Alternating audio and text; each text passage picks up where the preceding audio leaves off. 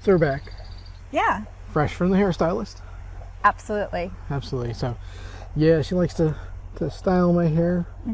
So, yeah, I love it. let her go for it. It's the only time he'll allow product to be on his hair, really. Yeah. And this is probably the best you'll ever see my hair in a long time because, every 6 weeks or so, maybe, if that. But, well, welcome, friends, back to Wolf Tracks Life. We are taking a look at some of the things that we've discovered as we're camping. So, do you have a reactive dog that you want to camp with? Are you afraid to take your dog out camping with you? We have taken a look at some of the things that we needed to do with our reactive dog, and so we've come up with several tips that we want to share with you. 10 to be exact. 10 to be exact. So let's start off with tip number 1. Tip number 1. Tip number 1 is to find a local dog trainer. I was amazed at everything that we learned from our dog trainer. She was highly recommended. And what are your thoughts on that? Yeah, so dog trainer is going to help you connect with your dog in kind of like a third-party sense, because you'll look at your dog in a different way afterwards, because they're going to be looking without the same emotions and things, the affections that you have for your dog. They care for your dog.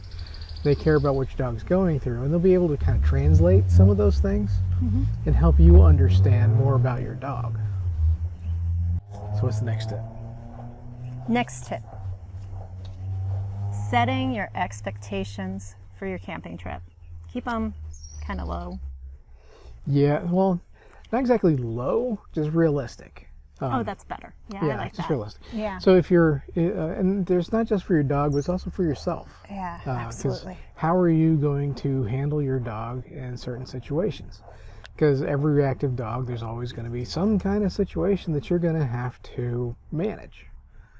So knowing that your dog is going to chase after small animals or react to other dogs or children, our dog in particular, if a person's on a bike, she's like, that's totally unnatural.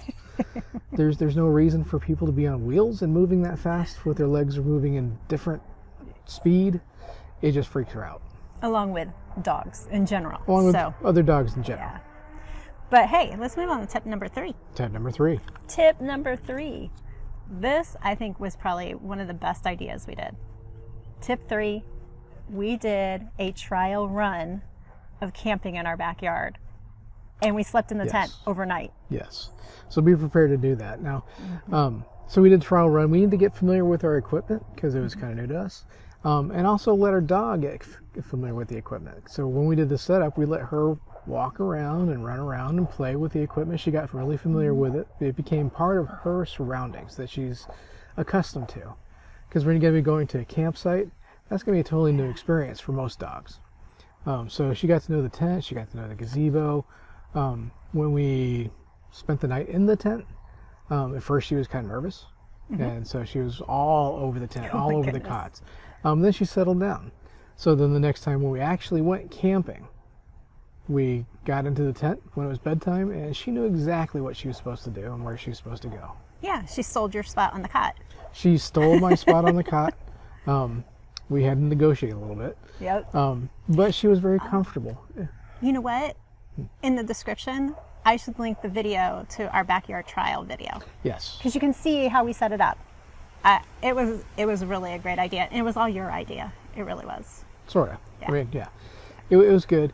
Plus, it gets you familiar with your equipment and when your dog does react, what the equipment is going to be able to handle. Because you're a big dog, small tent, it may not be a good combo. Right.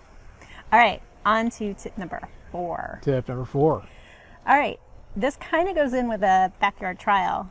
Right. Thinking through what's your setup and your tear down plan when you have a dog with you. So kind of get to practice that. You do kind of get to practice that. And also think about, how your dog's going to handle you moving around and putting stuff up as well as tearing stuff down. Because, during like the backyard trial, she was able to get familiar with what we were doing. It became part of her world. So when you're in the camping area, when you're at your site, it's not going to freak her out or freak your dog out that you're doing something totally unexpected that she's never seen you do before. Yeah. It kind of helps create a comfort level, a relaxation level. It's like, oh, hey, we've done this before. This is familiar. So keeping that familiarity is a really big deal for a reactive dog. Yeah. Hey, we're up to tip number 5. Tip number 5, halfway there. 5 more after this. Stick with us. Stick with us. They're all great. Reserving your campsite. Make sure you research it really well. Yes. So when you reserve your campsite, you're going to, a lot of people are using like recreation.gov or Reserve America, all these apps on your phone that will, number one, give you an idea of what your campsite is going to look like. They also give you the dimensions of it, but then you can also see what other campsites are around you. So if you want a better experience the first time you go, you can look for campsites that are a little more secluded from the other campsites. But then you can see pictures of it, but then you can also say, oh, hey, this is too tight, too many other potential triggers, if you will. The more campsites in one area could create more triggers. Yeah, so when you're looking at your campsite, like we were looking like, hey, where's the vault toilets? One thing to keep in mind on those vault toilets is that means there's going to be a lot of people going to and fro and possibly bringing their dogs and their children and their bikes and as they need to use the facilities, if you want to call them that. And so that's something to consider. Also, on those web apps and things that when you're using them, check out the rules for pets, because there could be some rules that you need to know about. There's even some campsites that don't allow pets, which is sad, but you need to know that ahead of time. Or they might have specific areas where pets are not allowed. Because like in primitive camping, like kind of camping we do, they're a little more like, hey, you can bring a domestic pet, so no wild animals, tigers, snakes, things like that. And others, they have like quiet time, so it's like if your dog's going to be really loud at night, that's something to keep in mind. Or if you have a hard time calming your dog down after a trigger event, also keep that in mind. And I think also what really helped us is our first trip, we went early in the season. We didn't wait till, holiday weekend to go on our first trip. Yeah, first trip with your reactive dog, or if you're still working with your active dog, is probably not to do it on a holiday weekend or the big, popular times to go camping for most people. That's kind of almost like a bonus tip right there. That'd be a bonus go tip. Early in, so bonus. Oh, another bonus, Google Maps. Yes. Use Google Maps. You can zoom in. You can actually get a pretty good idea of your campsite and what's around it. So you can look at the orientation of your fire pit, etc., things like that. Hey, let's move on to tip 6. Tip 6. All right, this is kind of in those planning stages. See if you can use some visual barriers to limit how much your dog can see, especially like the road that goes by your campsite. I know that you were really strategic in placing our tent and gazebo so that she would not see the road as much. Right, so we looked at our campsite, and the back of the campsite, away from the road, was overlooking a lake, had a lot of trees and woods, a little ravine. So there's a decent amount of wildlife, but not the kind of things that were going to trigger our dog into an uncontrollable reaction. Fill that bucket so that they can't recover from it. So looking at the orientation of like where your fire pit is in the campsite, can you put your tents facing away from the road, so that as you're going about your day and enjoying time, like with our gazebo, we were able to use the flaps that we purchased to block sites that might trigger our dog, but let's leave other sites open that she can enjoy while she's in the gazebo with us without having that trigger, that reaction that's not so desirable. Hey, we're on tip 7 already. Oh, we're 7 already. Yeah. So tip 7 is bring your dog's kennel. If they're kennel trained, that is like their safe spot.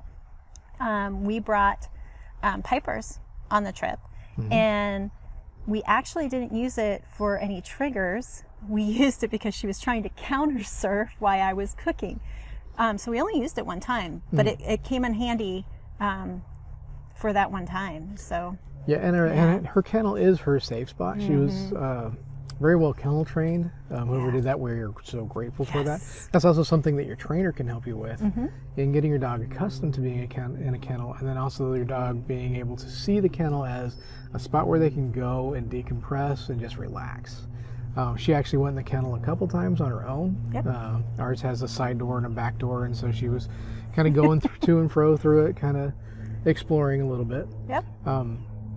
But it was her familiar spot, her safe spot. That's the other thing too, is if you can bring like blankets that your dog is familiar with, if there's a favorite blanket or a favorite toy, those really help to calm your dog's anxieties. Because that familiarity, you want to kind of capitalize on those things. Hey, tip 8. Oh, 8. Tip 8 is Piper's favorite tip. Treats. Bring all the treats. Bring all the treats. One of the things that I'll link in the description as well is lick mats. Until we worked with the trainer, I had never heard of these things. And then you Google them and it's like, oh yeah, Amazon sells those. So I'll put the link in. I went with the lick mats that actually can be thrown in the dishwasher. They clean up really well. And you just spread the peanut butter or the yogurt and then freeze it and then bring it along on the trip. So we're fortunate enough to have a refrigerator that we bring with us. We'll probably put a review up on that later. Yeah, because it is very, very handy. But even if you're using a regular cooler, you can freeze them, throw them in there. They'll stay cool. And then they don't have to be frozen. They don't have to be frozen, but it helps when they're frozen, especially in transportation and keeping things neat and clean. Also, it occupies your dog's attention quite a bit longer when they're frozen. Same thing with a Kong. You stuff a Kong, you freeze it. It'll keep them busy and they keep them distracted. So they don't have time to be triggered by anything. Hey, tip number 9. Tip number 9. You know how you like to say, hey, just chillax? Well, we found a product through our trainer that's called Chillax. Has a little bit of hemp in it, and it just brings her level down.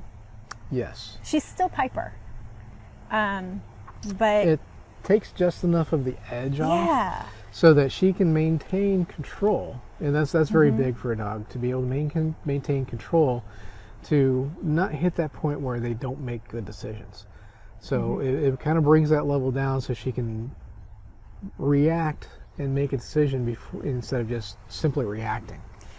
And actually, we love the product so much that we are now affiliates with Paltry, who makes Chillax, and I'll put our link down in the description.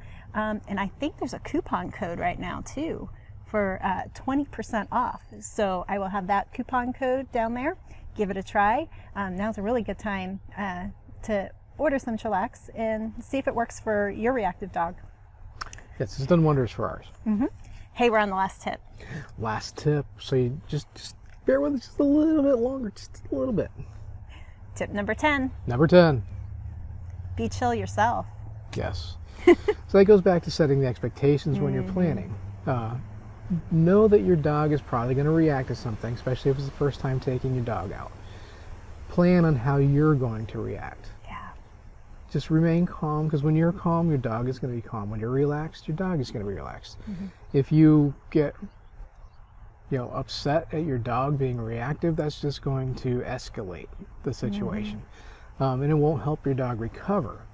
And they don't understand. And they don't understand a lot of that. So it's up to us as humans, as doggy moms and dads, to help control the situation by being relaxed. Yes, they're going to bark. A dog might bark back at them. They might lunge. You've got control. So just relax. You can be stern, but still relaxed. You still want to control the situation, but still be relaxed.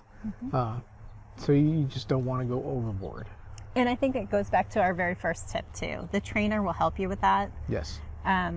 They really are worth every penny. We watched YouTube videos before we went, or before we sought out a trainer. Right. And we just thought, that gave us a little bit, but that trainer, Right. She just tied everything together. Yeah, so having an in-person trainer working with you and with your dog kind of connects a lot of the dots. Yeah. From what you might find on YouTube, et cetera, things like that. Because the YouTube folks aren't going to be interacting with your dog, but they have very, very good advice. Yes. It was still helpful. It's still helpful. A lot of steps that you can do that would help, but in conjunction with a live trainer. Absolutely. Hey, we got through all 10. We got through all 10. Hope you guys survived. Hope you found something out, learned something new. Hopefully found something valuable. Hey, if you have something that we missed, maybe they could put that in the comments. Yeah, if you have other tips, if you're experienced, Oh, you've please. had a lot of experience with reactive dogs on camping trips, go ahead and put your tips in the comments below. We'll probably include them in another video at some point, or just be out there for other people to read who want to take their dogs camping. But if you like what you've seen, be sure to like. Make sure you hit that like button. Lots of likes. Boom, boom, boom. Smash boom, boom. it. Smash it. Or is it smash the subscribe? I just smash everything. Just smash everything. And be sure to subscribe so you can get the latest updates whenever we post a new video. Yep. So until next time, seek the adventure.